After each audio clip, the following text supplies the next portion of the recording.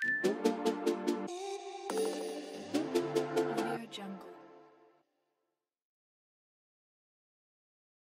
chaque génération, les performances des puces augmentent, les MHz augmentent et la mémoire graphique évolue. Quelle carte graphique choisir? Nvidia GeForce RTX, GTX ou AMD Radeon RX? Aucune réponse simple lorsqu'il s'agit de conseiller une Nvidia GeForce RTX, GTX ou AMD Radeon RX.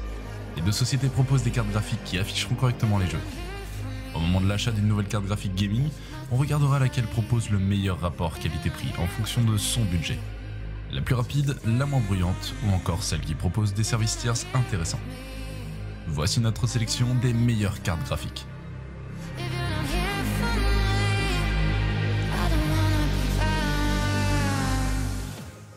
MSI Gaming Radeon RX 5600 XT Boost Clock.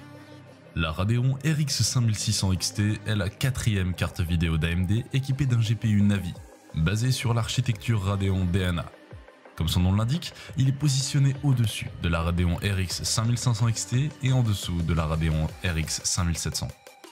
Pour mieux indiquer le marché cible, la société Sunnyval nous a expliqué que si la série RX 5500 est soucieuse d'offrir de bonnes performances Full HD, la série 5600 vise à assurer des performances optimales à la même résolution. AMD parle de Ultimate 1080p. La gamme RX 5700 quant à elle est dédiée au 1440p alors que nous attendons toujours des propositions pour la 4K. Quant aux fréquences, AMD a choisi comme ligne de communication pour n'indiquer que l'horloge de jeu et l'horloge de boost. La société a déclaré que Game Clock est la fréquence typique à laquelle les joueurs verront le GPU fonctionner jusqu'à ce qu'ils atteignent boost. La société a initialement indiqué une fréquence de 1375 MHz pour le Game Clock et de 1560 MHz pour le Boost Clock, assurant une puissance de calcul en virgule flottante de 7,19 TFLOP. Ce sont des fréquences de référence que de nombreux partenaires n'auraient pas suivies de toute façon.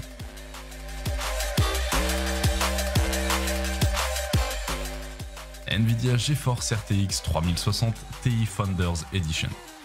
Placée dans une tour fermée, la carte graphique de Nvidia stabilise son GPU aux alentours de 1845 MHz en 4K.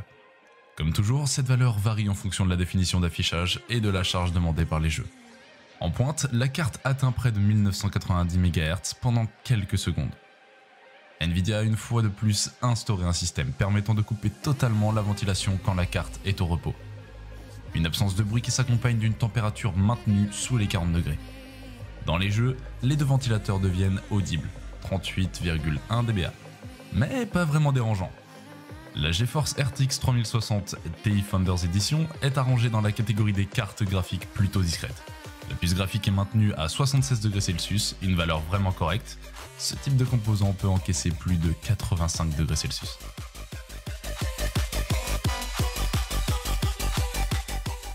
Zotac Gaming GeForce RTX 3090 Trinity.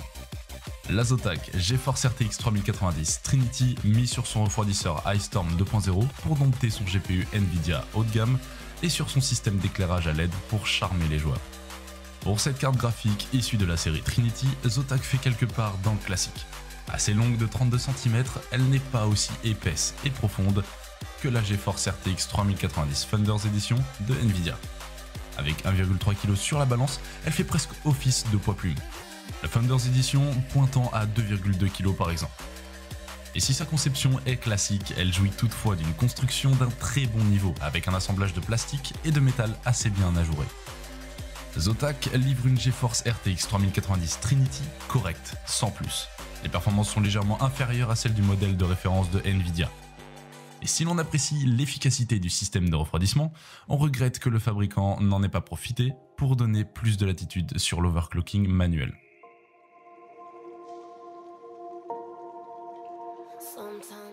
ROG Strix Nvidia 3080 série GPU. Ceux qui ont réussi à obtenir un modèle des nouvelles cartes graphiques Nvidia seront récompensés par de très bonnes performances tout au long du processus. Nous pouvons le révéler bien avant. Cependant, pour cet examen, nous avons reçu un échantillon de test d'Asus qui diffère sensiblement de l'édition des fondateurs. Mais rien n'a changé en ce qui concerne la base de la puce GA102A.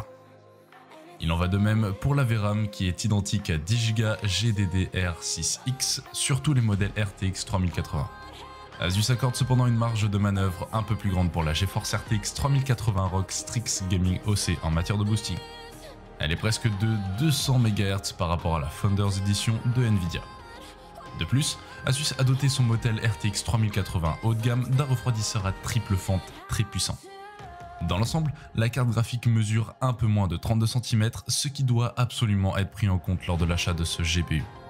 Tous les boîtiers n'offrent pas autant d'espace pour un tel monstre de carte graphique. Asus suit le vieux chemin familier en matière d'alimentation électrique et n'opte pas pour le connecteur 12 branches que Nvidia utilise avec ses cartes RTX 3000. La GeForce RTX 3080 ROG Strix Gaming OC nécessite 3 connecteurs à 8 branches pour son fonctionnement.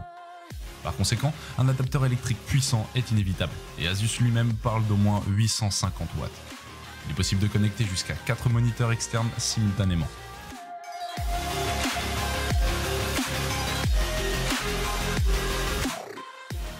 Asus TUF Gaming GeForce RTX 3070 OC Edition.